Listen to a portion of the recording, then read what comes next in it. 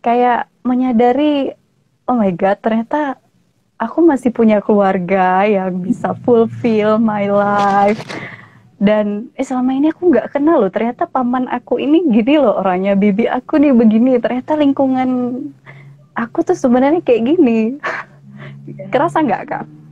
Ya, jadi kayak kita punya banyak waktu untuk ngenalin karakter-karakter di sekitar kita. Oh, Iya, ya, memang jadi kan kita dulu pas pergi dari apa, pergi dari kampung itu, rumah sendiri itu kan umur yang masih ya labil lah. Kalau ini tuh tamat SMP pergi.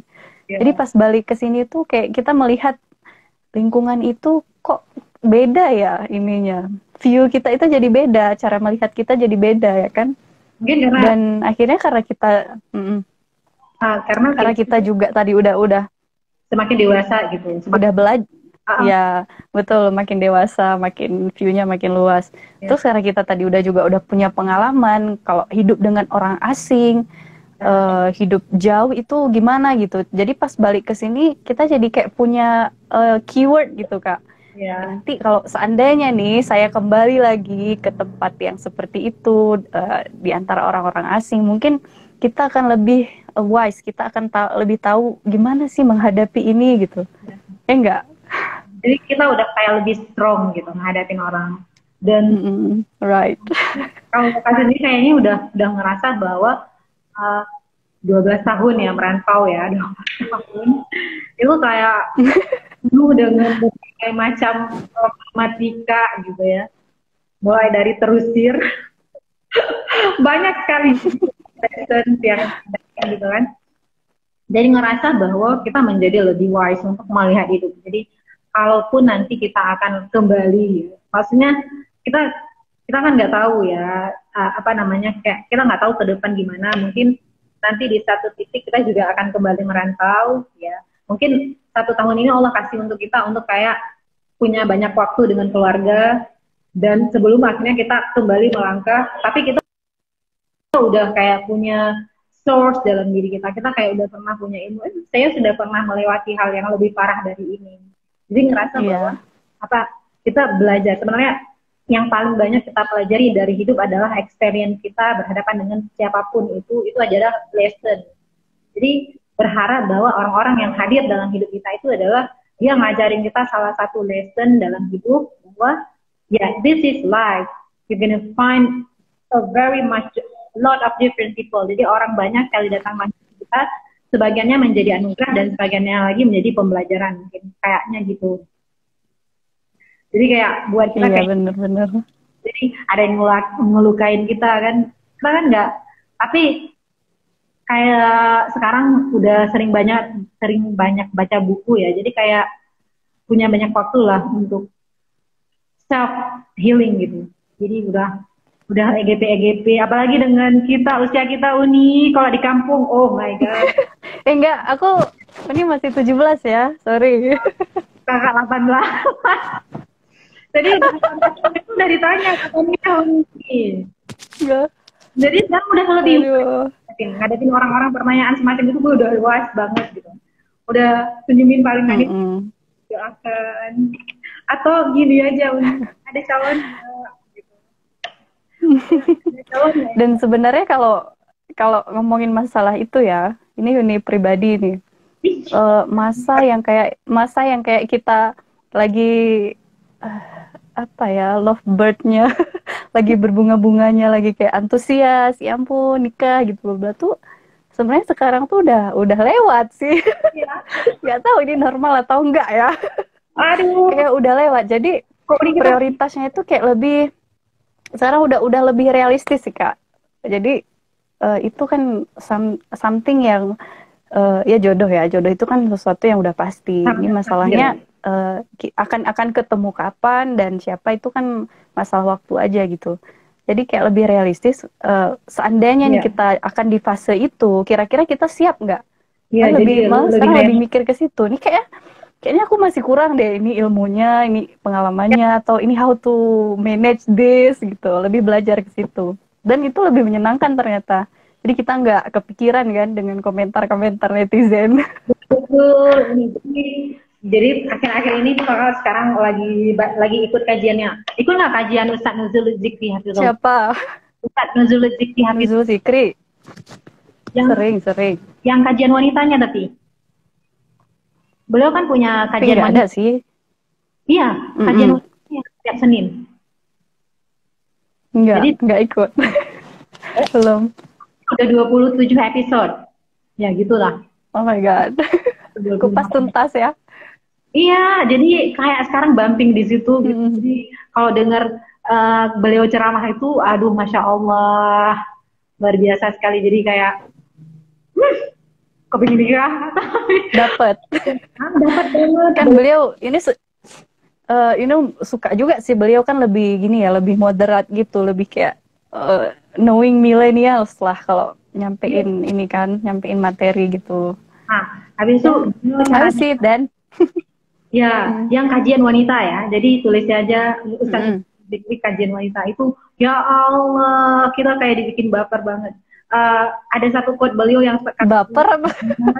baper, bukan baper apa, bawa perubahan. Maksudnya Oh, satu quote beliau yang ini oke. dia gitu.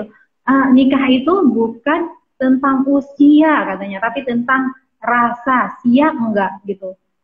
Enggak masalah. Hmm, 25, right. 35, Khadijah ketemu dengan sebaik-baiknya laki-laki di dunia ini di umurnya 40. Tuh, jadi nggak ada masalah kata beliau. Jadi kayak merasa, wow, ya jadi merasa Jomblo bahwa merasa, oh jomblo kayak merasa disemangati gitu ya. iya, habis itu ini juga maksudnya bukan tentang siapa cepat atau lambat. Sekarang perceraian di Indonesia itu udah angka 20% loh, kata beliau. Jadi 20% itu, makanya pernikahan itu bukan cuma tentang kayak ikut-ikutan orang-orang yang mesra-mesra di sosial media. Besok teman-teman sepermainan udah nikah, kita juga ikutan gitu katanya. Kita kayak gitu kan, kalau pas dapat undangan teman sepermainan, wow dia udah nikah. Oh, Oh, apalagi tinggal sendiri nih, dalam satu geng tinggal sendiri. Oh my God. You know that feeling? tenang. Oh, ini tenang. Kami juga dalam satu geng juga tinggal sendiri, tapi ya gitu. Sekarang kan udah bilang kayak udah di masa di mana kayaknya preparation is the most important thing. Jadi kayak mempersiapkan diri, memantaskan diri lah kebahasannya. Jadi kayak udah di posisi kalau dapat ya udah, kalau enggak ya mungkin takdir saya memang nggak menikah di dunia di akhirat, tapi Ya, ilmunya jangan sepesimis itulah. nggak pesimis. Alhamdulillah nggak pesimis, masih berharap dapatnya di oh, itu juga kan Udah ini ini kan ya, bagian dari tawakal ya, istilahnya lebih bagus. Oke.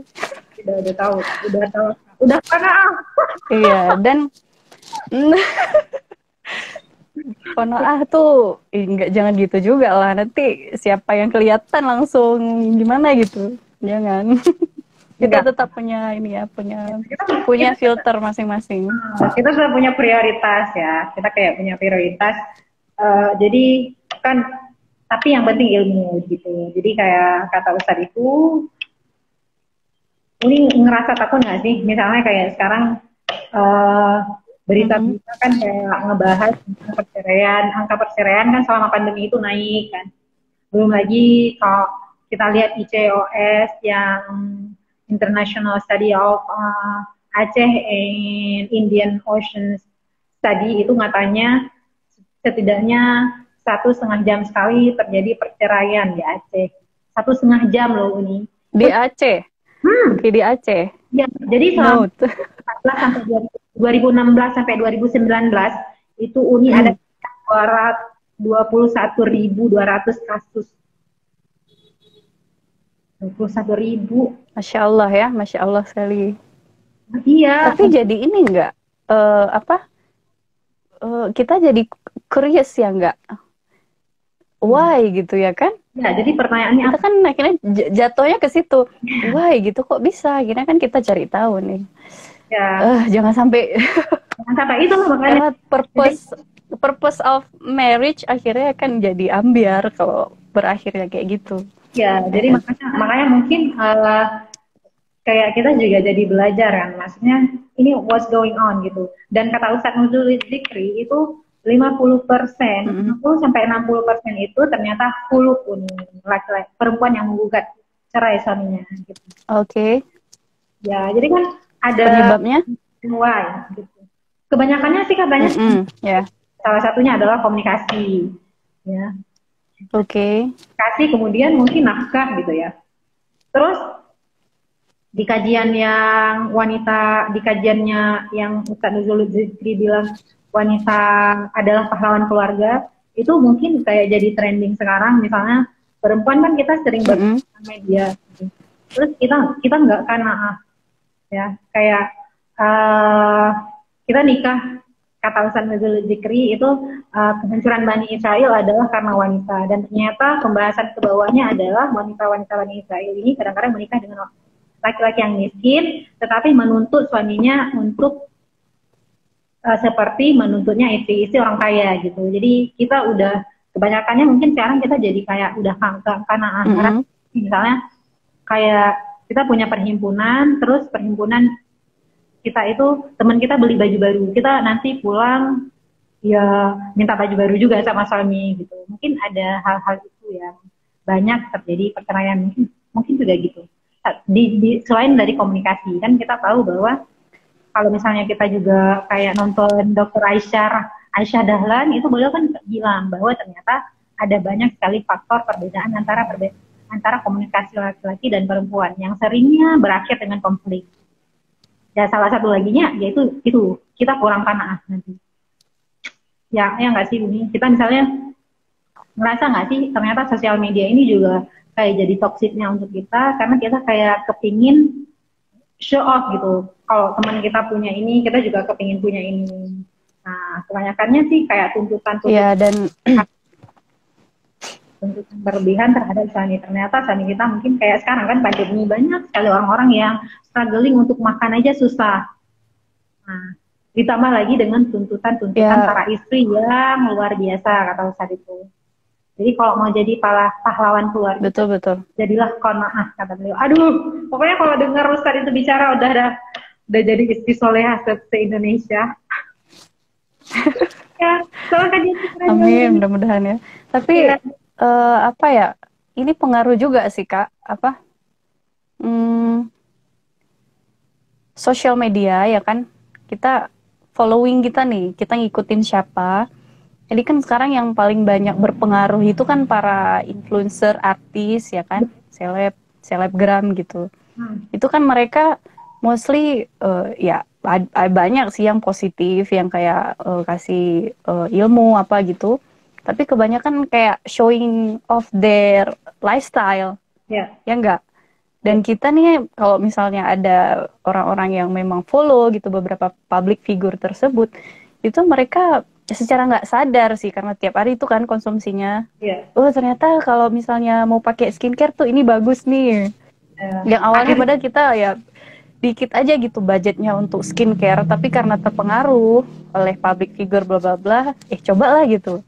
Mau nggak mau akhirnya gaya hidup, iya perintilan-perintilan dalam gaya hidup kita itu ngikut gitu.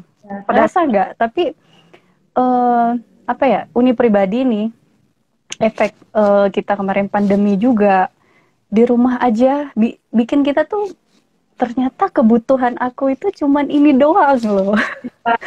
Cuman sekecil ini gitu dan nggak perlu budget yang gimana-gimana. Aku bisa hidup dengan standar ini tuh aku bisa.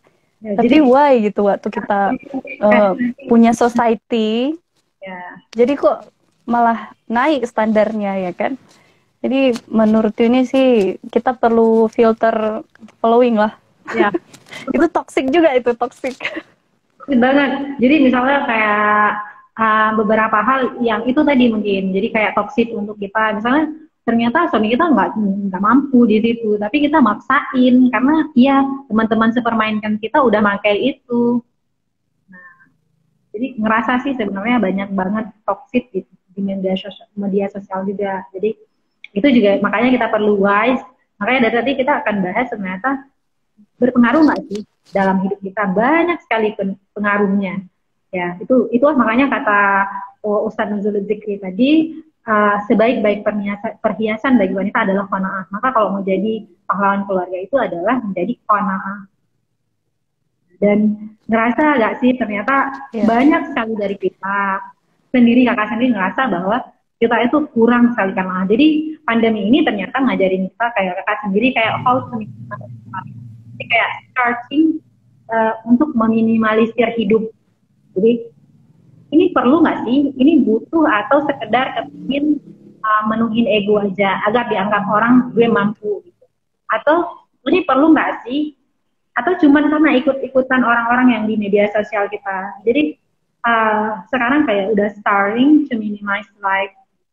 Itu juga salah satu lesson sih sebenarnya selama pandemi. Jadi kayak belajar untuk meliskan hidup. Jadi ini perlu, penting, atau cuman karena ikutin ego, atau karena cuman nafsu doang gitu.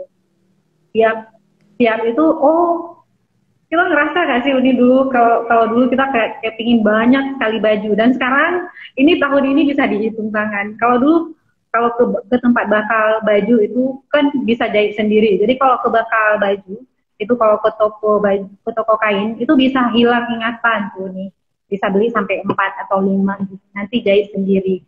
Dan sekarang jadi kayak pandemi ini kayak nih, kan kita udah nggak banyak gerak ya. Jadi kayak starting banyak ngalap ya. Nah, jadi kan dulu kan ngalap, kan sekarang ini kan kok banyak banget baju, untuk apa nih? Ini bisa buka lemari, habis itu ini udah pernah dipakai nggak ke kajian gitu. Sekarang udah mulai kayak gitu. Ini kan sekarang ada kajian tuh di kampung nih. Jadi sekarang udah milah-milah baju. Yes. Alhamdulillah ya. Jadi kalau di kampung itu ada 3 atau 4 kali, bisa kan? Jadi kampung itu 3-4 kali kajian mengaji di kampung. Jadi ngerasa ngebuka lemari dan ingat tuh kajian Ustadz ya Allah yang bilang, pernah nggak baju itu dipakai ke kajian? Nanti biar ringan hisapnya. Jadi ngerasa sekarang baju-baju yang belum pernah dipakai ke kajian dikeluarin, baju-baju yang belum pernah dipakai buat sholat itu dikeluarin untuk sholat. Dan sekarang kayak starting a minimize life. Jadi kalau mau beli baju, lemari udah penuh. Jadi saya ngerasa bahwa pandemi ini juga kayak bukan bersyukur ya, tapi kayak ngajarin banyak sekali life lesson untuk kita. Kayak kan dulu orang kayak numpuk-numpuk, sekarang ngerasa bahwa ternyata apa yang kita beli, misalnya tas-tas, kalau kakak memang bukan orang tipe tas branded ya, jadi kalau kita bukan orang kaya ya, jadi kalau tas, sepatu, kecuali baju. Jadi kalau sekarang buka lemari cuman mau istighfar aja, sama kayak mau kasih istighfar Uni, halo Uni, let's check here. Oke. Cek. Aduh, kayak ini baju yang ngeri nih, istighfarnya ngeri nih. Nonton nggak sih Shira Sungkar yang bajunya itu dikeluarin semua sama Wiz? Enggak. Dia nonton episode itu doang, cuma mau lihat. Ternyata habis itu ikut nggak Dena Haura ya, siapa tuh ya yang di Instagram juga. Ya itu minimalism banget tuh. Ya, jadi pas lihat baju dia kan istighfar, astagfirullahaladzim, ini orang kaya. Cuma warna hitam doang, hitam, coklat, abu-abu, udah itu ya, dua-dua. Bukan mari kita nangis ya. Mau warna apa, pelangi hijau, langit yang biru pun kita ada. Jadi kayak sekarang nih kita kayak cicat entah kemana-mana nih ya. Oke Uni, iya sih. Ngalur-ngalur.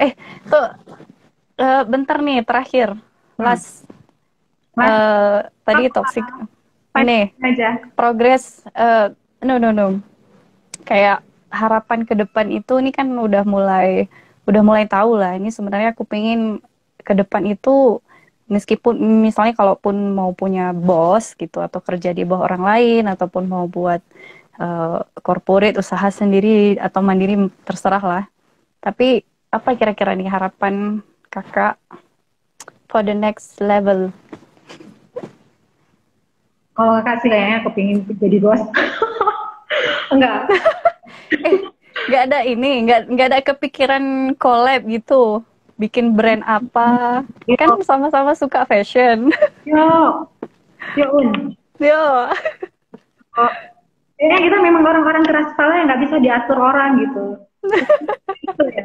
betul. Ya, artinya bukan nggak bisa diatur apa, karena kita kan kayak punya something inside ourselves Sebe- yang kadang-kadang nggak bisa. Apa? eh, Gini, kalau kalau ini pribadi sih, itu juga jadi salah satu pertimbangan kemarin itu pas resign kan dari jadi karyawan. Itu karena kadang-kadang terlalu banyak ide di kepala. Terus pengen segera diwujudin gitu, nggak bisa tunggu lama. Kalau kita di bawah orang kan, aduh birokrasinya dari sini dulu ke sini dulu disetujui dulu, nggak cukup budget bla bla bla. Tapi kalau kita Ya, berat. sendiri mandiri nih kan, Nah, bisa ya inilah. ya, Mm-mm. jadi kayaknya kalaupun misalnya nanti dapat bos, itu yang pertama leadershipnya harus bagus gitu. Ya, orang-orang kayak kita itu harus benar-benar di bawah naungan orang-orang yang punya leadership yang bagus gitu. Bukan orang-orang yang, ya, Oke. ya, jadi kalau menurut saya itu paling Ini ini bosnya nggak denger kan? baik, bos enggak. Bosnya kita bicara ide, dia bicara positifin. Oke. Kita bicara ide, dia nggak positifin kan. Jadinya kita kayak kayak nggak dianggap gitu. Atau jangan-jangan Uni kita memang uh, orang-orang extraordinary yang harusnya berdiri sendiri jadi bos. Memang mungkin kita memang untuk bos gitu. Yuk, Amin, semoga ya. Tapi nggak segampang itu juga sih. Semuanya butuh proses. Harus dimulai dari bawah ya kan. Kadang-kadang ya, ada juga sih Uni mikir gini kan, apa kadang-kadang kita itu terlalu egois ya. Kita tuh terlalu kayak berambisi, tapi realitanya sebenarnya nggak kayak gitu juga. Dari tanggal 1 langsung ke tanggal 5 nggak gitu juga. Kakak ada nggak berpikir kayak gitu? iya. Kita kita kita kan benar-benar milenial nih. Jadi salah satu milenial itu adalah dia kayak ambisinya besar sekali. Ya, jadi kemudian dia kayak kepingin cepat, instant life kan? Oke. Itu juga pendapat Yes. sendiri gitu. Tapi ya gimana kita overcome dengan itu? Mungkin karena kita banyak ide, kita memang harus merealisasikan ide nih. Jadi kita harus collab yuk buat brand apa kayak. Atau kalau enggak kita kayak punya satu ini Uni kayak apa ya? Yuk, ditunggu ya. Jadi kita kayak harus punya Apa? apa namanya buat NGO kayak atau buat satu satu sesuatu lah untuk lingkungan atau untuk apa ya yang penting bermanfaat kan nggak enak juga kan jadi pengangguran. Tapi sekarang selain daripada menjahit itu kakak juga sekarang lagi I don't nih say that. ini ayo nih buat brand. Hmm. Tapi Uni udah lama sih kepikiran kan karena sering lihat kakak juga ini kan suka desain baju kan. Oke, ini sepertinya karena honestly ya itu kita nggak bisa sendiri kak. Jadi kemarin itu yang Uni coba-coba itu sebenarnya itu masih coba-coba ya, masih tes pasar. Jadi buat bisnisnya itu masih dalam bentuk mikro. Jadi kita sambilan survei juga. Ini kira-kira market aku tuh bagusnya di mana dengan kemampuan saya yang begini atau bla bla bla gitu. Jadi masih lebih ke survei. Jadi kalau memang pengen serius gitu kan, kita emang butuh partner. We cannot stand alone. Ya, Absolutely. gitu ya. Ya, I think let's do it some things gitu.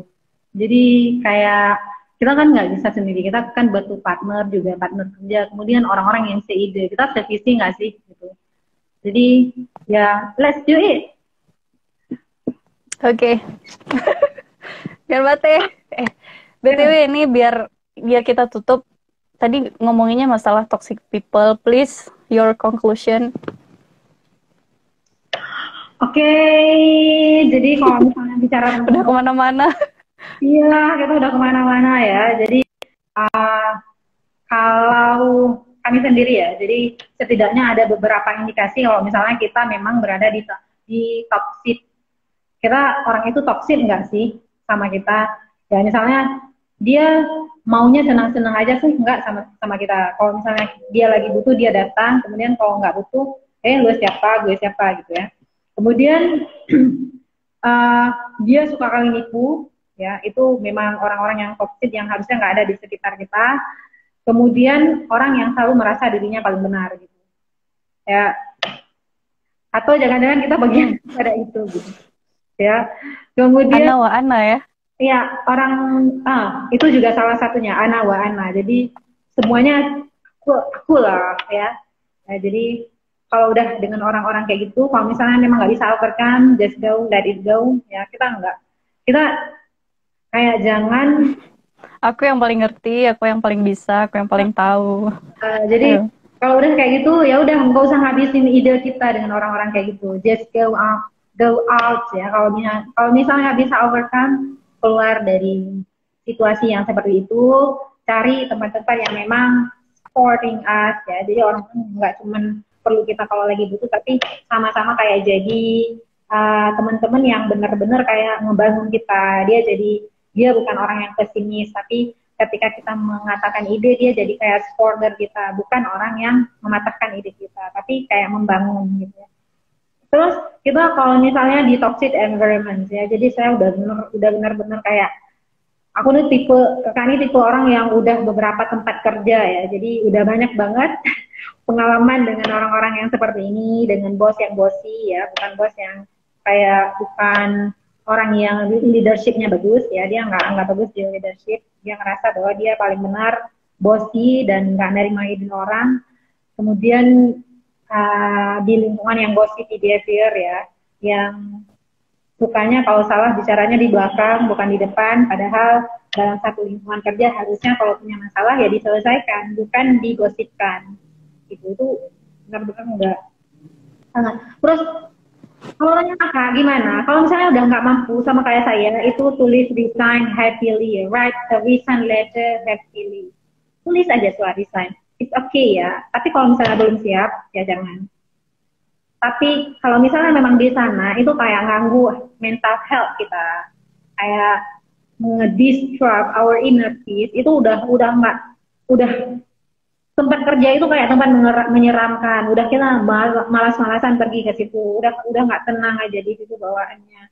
Udah kerjaannya tiap hari kayak gosip-gosipin bos atau kayak ngata-ngatain atasan itu. Kalau kayak udah nggak bener-bener kita kepingin lagi di situ ya udah.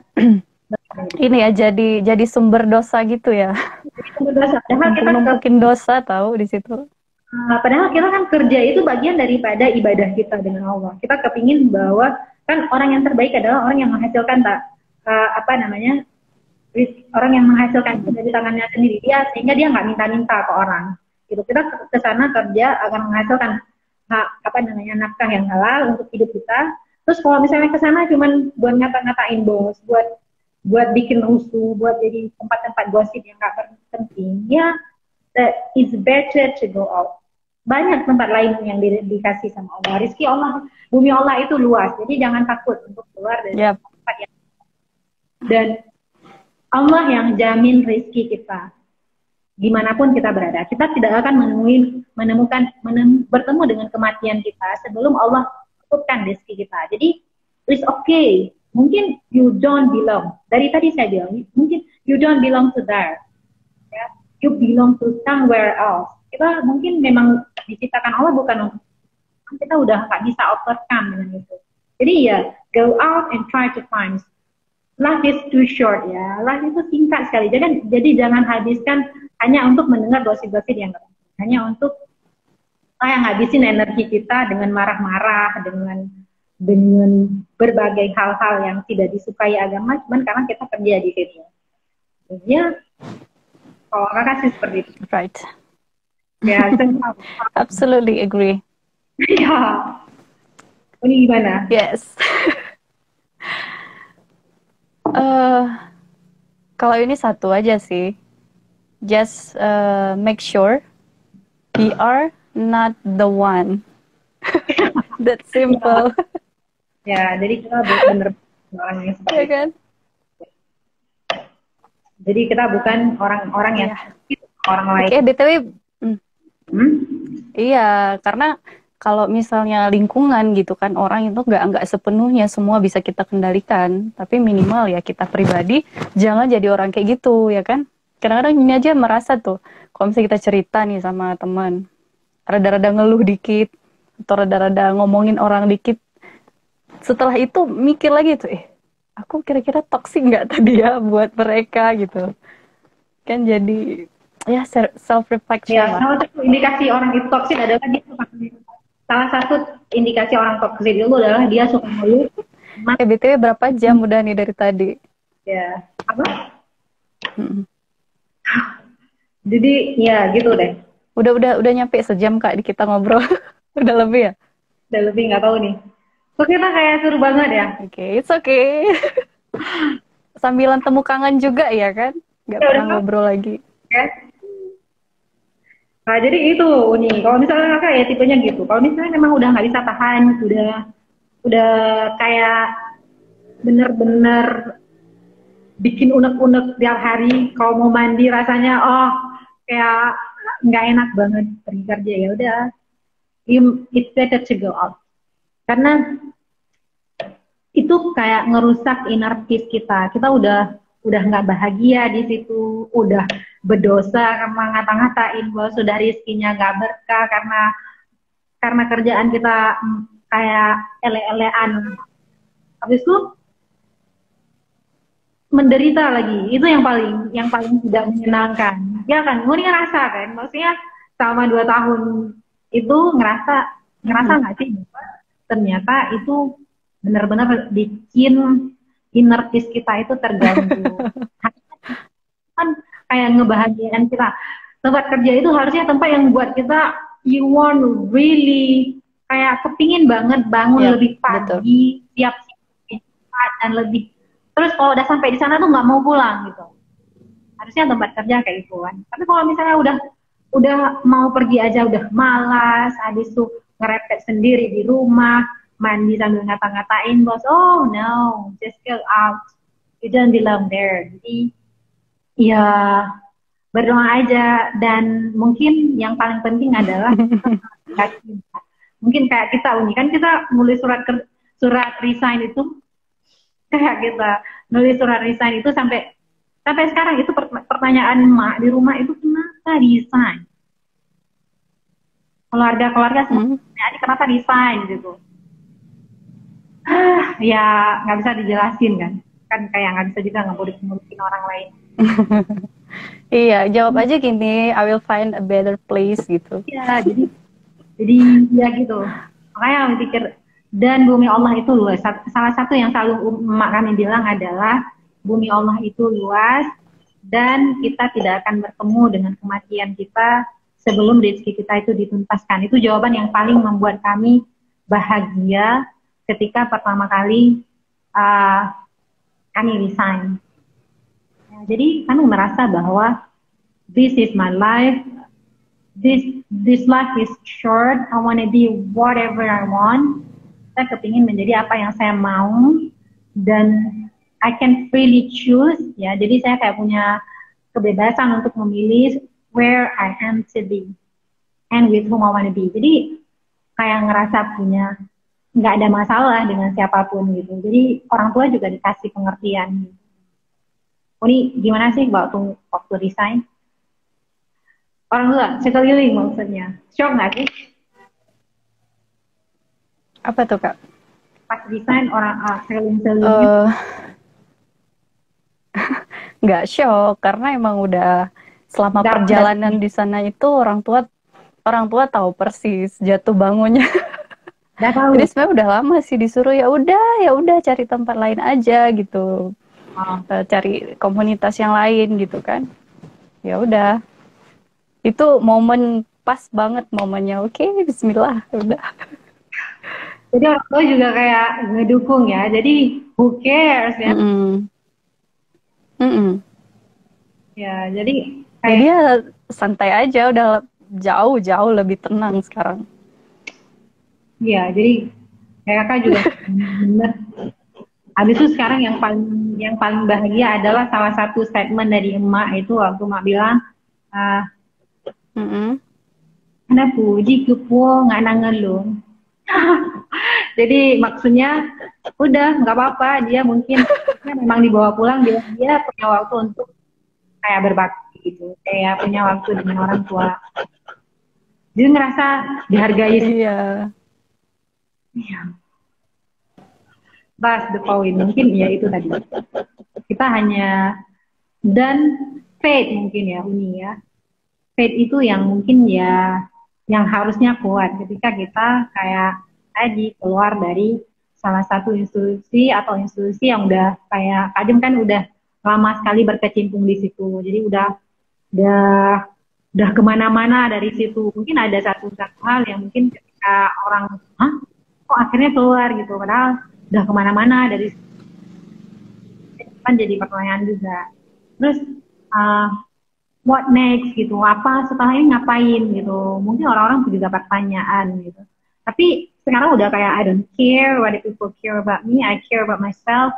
Udah kayak punya willingness sendiri, udah kayak punya, habis itu buku-buku yang dibaca juga mungkin berpengaruh, misalnya kayak buku uh, apa tuh yang paling terkenal, aduh, ada beberapa buku sih yang referensinya bagus untuk dibaca untuk orang-orang kayak kita nih, orang-orang keras kepala.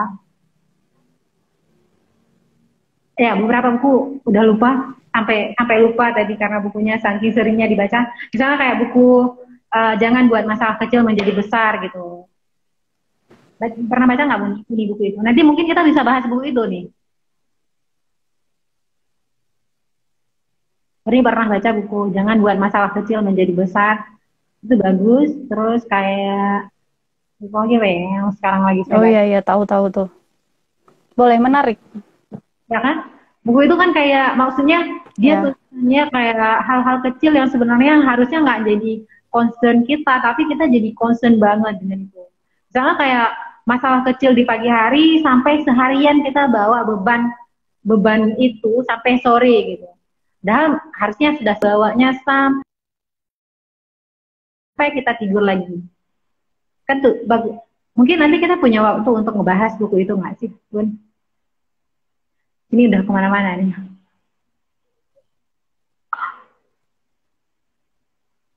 Buni.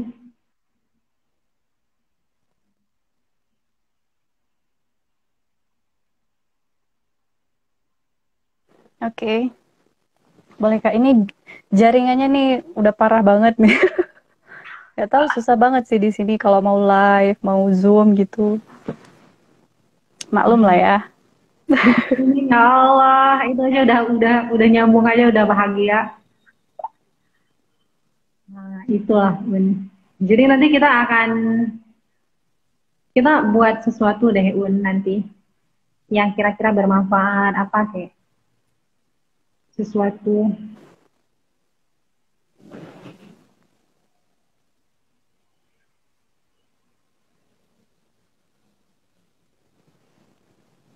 Oh nih,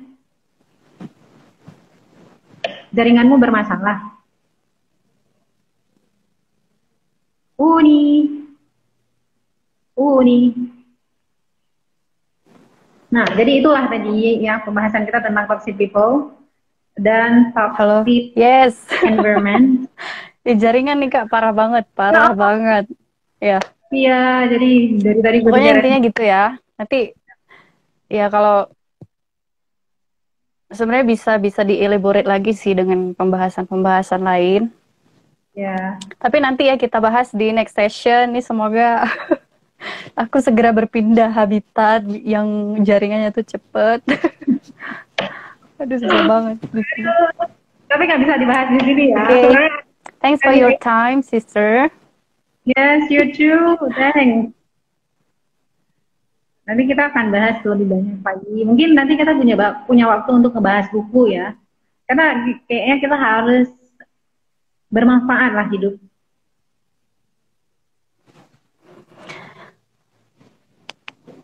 Ya,